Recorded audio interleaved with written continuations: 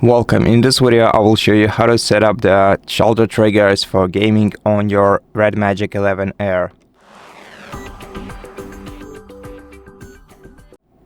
First of all, let's open any game on our smartphone, and then we're gonna have to access the game menu. To access the game menu or the game center, we're gonna have to swipe from either top right side or from the top left side of our smartphone, just like this, and then tap on this icon that looks like two hands grabbing the phone.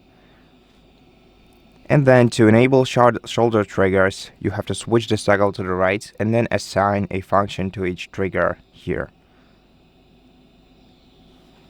Then you can also adjust the position of each trigger by moving it on the screen. So just hold and drag each trigger to change its position, and then to hide them,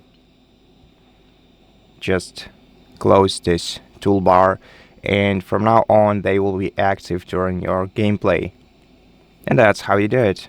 Thank you for watching this video. If you liked it, please consider subscribing to our channel, leave us a like and a comment below, and I'll see you in the next one.